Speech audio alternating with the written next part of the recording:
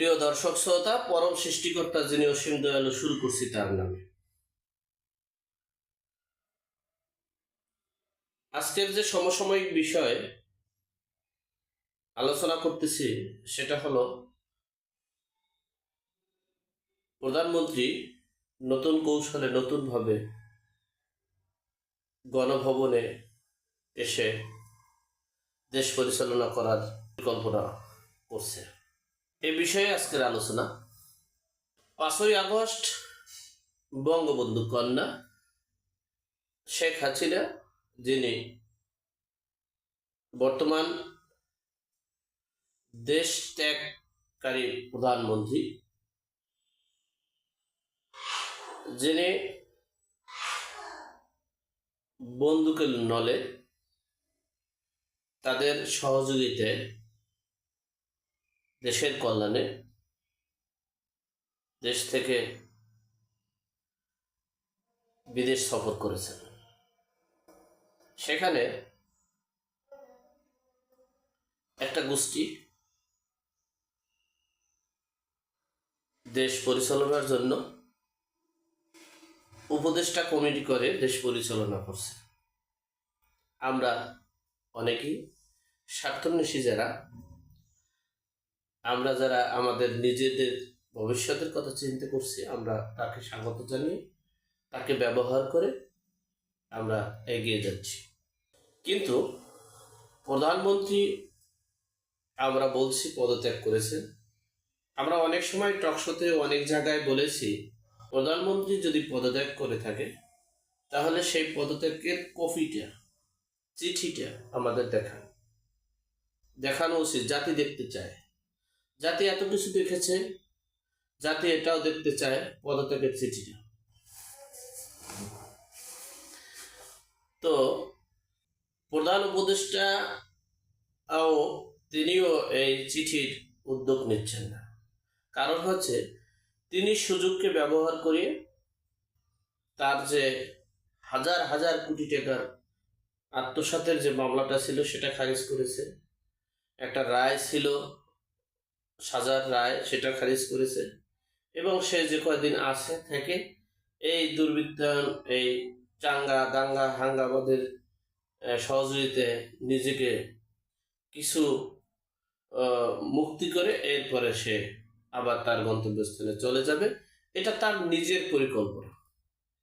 আর ছাত্র জনতার যারা সমন্বয়কারী, তাদের চিন্তা চেতনা, তাদের প্ল্যান পরিকল্পনা যে আমাদের উপদেষ্টা মণ্ডলীতে যারা আছে তারা 111-এর লোক এবং আমাদের কথাই তো চলে এবং আমাদের মতোই চলে, তাহলে আমরা -2 ফর্মুলা, অর্থাৎ যদি তাদেরকে ব্যবহার করে যদি পারি যে বিএনপি এবং আওয়ামী লীগকে শেষ করতে, সেই প্ল্যানে আগাচ্ছে সমন্বয়কারীরা এবং জামাত হেফাজত। কিন্তু প্রধানমন্ত্রীর পক্ষ থেকে তার ছেলে সজীব জয় বলেছিলেন, আমার মা পদত্যাগ করেনি।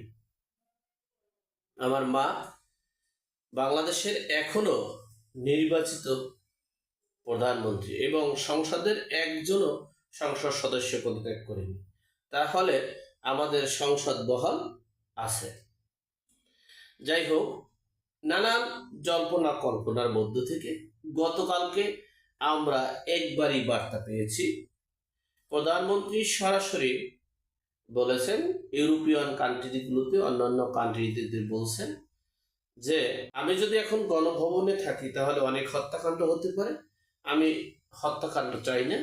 আমি হত্যার একজন স্বজন হারার বেদনা আমি জানি।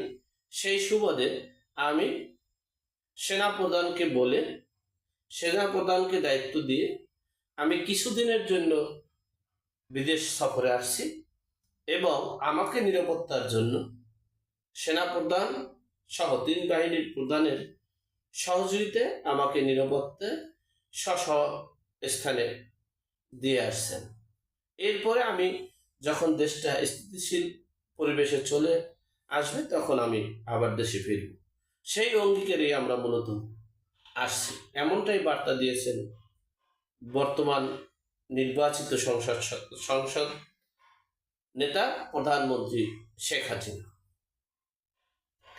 এখন শেখ হাসিনার কথাটা আমি না হয় বাতি দিলাম, কিন্তু 2024 সালের 7ই জানুয়ারি নির্বাচন হয়েছে, পার্লামেন্ট হয়েছে।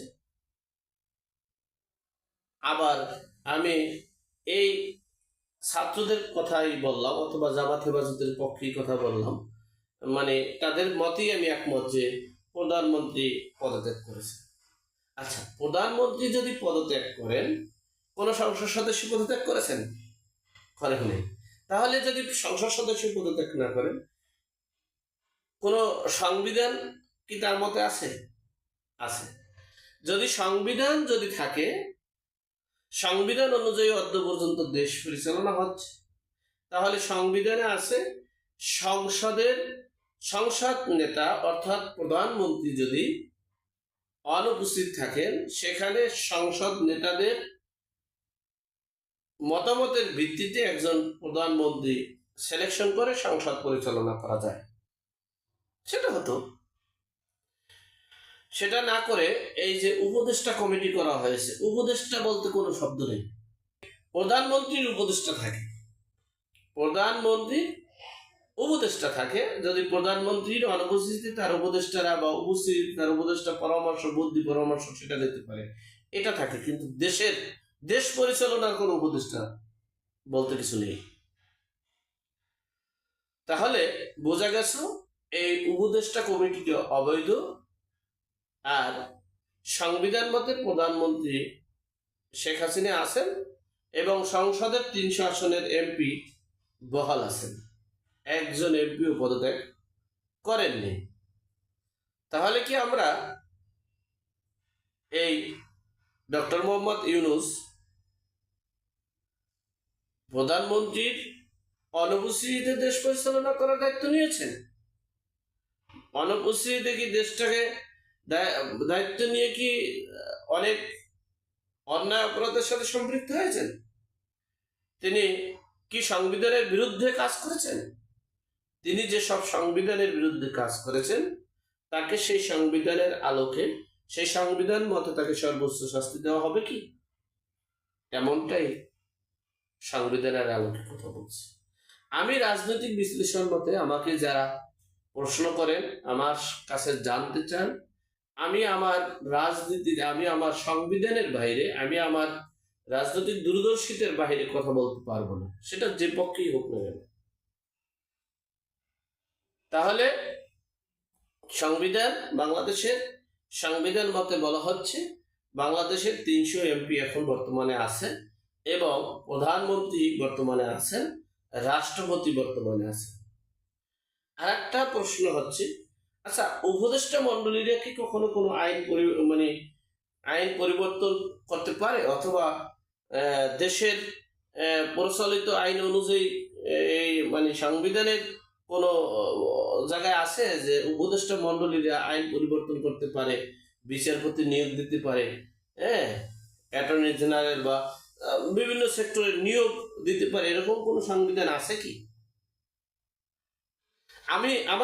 আমি যারা জানতে চাইছেন তাদের কাছে আমি প্রশ্ন করছি, হয়তোবা আমাকে যখন আবার টকশোতে এভাবে প্রশ্ন করা হবে আমি তখন জবাব দেওয়ার চেষ্টা করবো ইনশাআল্লাহ। তাহলে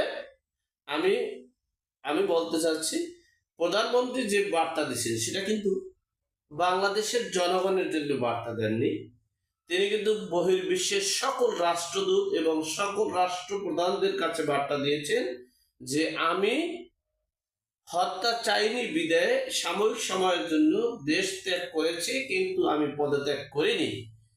কেন করিনি? আমি পদত্যাগ করিনি, আমি নির্বাচিত, আমি নির্বাচিত প্রধানমন্ত্রী। আমার মেয়াদ 28 সালের ডিসেম্বর পর্যন্ত। সুতরাং আমি দেশের কল্যাণের জন্য আমি দেশের বাইরে আসায় একদল দুর্বৃত্তায়নরা দেশটাকে লুটে পুটে দেশের নৈরাজ্য করে প্রতিদিন হত্যা, গুম, রাহাজানি করতেছে, এমনকি আমাকে দেশে ঢোকার, আমার জীবনের কে হুমকি দিচ্ছে এবং আমাকে দেশে ঢুকতে দিবে না এরকমের জীবন নাশের হুমকি দিচ্ছে। সেই বার্তাটাই মূলত বহির্বিশ্বের সকল রাষ্ট্রপ্রধানদের কাছে জানাচ্ছে প্রধানমন্ত্রী। এটা কিন্তু আপনাদের নিট অ্যান্ড ক্লিন। তাহলে এই প্রধানমন্ত্রী ধরেন এই শেখ হাসিনা ধরেন কিছুদিন পরে তিনি বাংলাদেশে চলে এসে তার গণভবনে বসবেন, তাহলে এই উপদেষ্টা মণ্ডলীদের অবস্থা কেমন হবে একটু ভাবুন। যারা এই দুর্বৃত্তায়ন করেছেন তাদের অবস্থা কেমন হবে একটু ভাবুন। যারা এই হত্যা করেছেন বাংলাদেশে 16 বছরে, অর্থাৎ 15 বছর 8 মাস 7 মাসে, যা সকল মানে সড়ক দুর্ঘটনা সহ যত দুর্ঘটনায় লোক মারা গেছে তার চেয়ে অনেক বেশি লোক মারা গেছে 1 মাসে। সে মৃত্যুর দায়ভার কে নেবে? তো এখন এই প্রধানমন্ত্রীর মেসেজে বোঝা যাচ্ছে যে তারা এখনো রাষ্ট্রপ্রধান আছেন এবং সংসদ বহাল আছে এবং সংসদকে একটা দুষ্চক্রকারী অর্থাৎ একটা সন্ত্রাসী বাহিনীরা লুটপাট করার কারণে দেশটা শাসন কার্য থেকে ব্যাহত হচ্ছে, শাসন কার্যকে লুটপাট করে নিয়ে গেছে, এমনটাই প্রমাণ করেছে জননেত্রী শেখ হাসিনা। তাহলে আমরা অবশ্যই সংবিধান মতে এবং তার কথা পর্যালোচনা করে বুঝতে পারি যে তিনি বাংলাদেশে বীর ভেসে এই প্রধানমন্ত্রী হিসেবেই গণভবনে আসছেন, এমনটাই প্রত্যাশা করা যাচ্ছে। তো আমি প্রধান উপদেষ্টা এবং উপদেষ্টা মণ্ডলীদেরকে বলবো, আপনারা আপনাদের স্বার্থ, আপনাদের যা যা করার করেছেন, এখন সর্বোপরি সব দিক থেকে বিবেচনা করে একটা সঠিক ডিসিশন নেন, যে ডিসিশনে প্রধানমন্ত্রী হয়তোবা দেশ ত্যাগ করে অন্য দেশে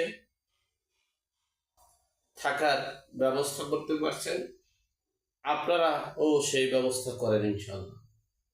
আর আপনাদের জন্য আর এই সমন্বয়কারীদের জন্য সাধারণ জনগণ, যেমন আমাকে অনেক হুমকি ধমকি এই সেই কোপাই মারবে, আমাকে গুম করবে, আমার লাশ খুঁজে পাবে না, অনেকে অনেক আলোচনা সমালোচনা করতেছে, আমাকে খুঁজছে, আমার ঠিকানা চাচ্ছে, ফোন দিচ্ছে, মেসেজ, ভাইবার। যাই হোক, আমরা দেশের লেখক, সাহিত্যিক, দার্শনিক, রাজনীতিবিদের পক্ষে দেশের কল্যাণে কাজ করব। আমরা কোনো দলের না, আমরা কোনো ব্যক্তির না, আমরা কোনো দুর্বৃত্তায়নদের না।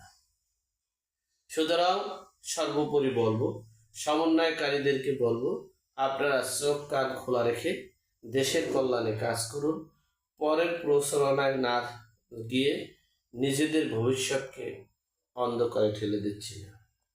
তবে আমরা এখন একবারই ক্লিয়ার, নিট অ্যান্ড ক্লিন, বাংলাদেশের সংবিধান আছে, সংবিধান মতো কার্যক্রম দেশ পরিচালনা হচ্ছে, আর সেই সংবিধান বলছে অন্তর্বর্তীকালীন সরকার অবৈধ। এই অন্তর্বর্তীকালীন সরকারের মধ্যে যত রায় হয়েছে, বিচার হয়েছে এবং যত মামলা হয়েছে, গুম হয়েছে, সবকিছুই অবৈধ এবং বাংলাদেশের বর্তমান সংসদ বহাল আছে, প্রধানমন্ত্রীও বহাল আছেন, এমনটাই আশঙ্কা করা যাচ্ছে। তাহলে এখন দেখার বিষয় প্রধানমন্ত্রী কবে দেশে আসছেন, এই প্রত্যাশা। আর আমি বলবো সকল উপদেষ্টা মণ্ডলী এবং দেশে যারা আছেন তারা স্ব স্থানে থেকে দেশের কল্যাণে, জনগণের কল্যাণে এগিয়ে আসুন। সকলের জন্য শুভকামনা রেখে আজকের মতো এখানে বিদায় নিচ্ছি। ভালো থাকবেন, সুস্থ থাকবেন, শেয়ার করবেন প্লিজ। ধন্যবাদ সকলকে।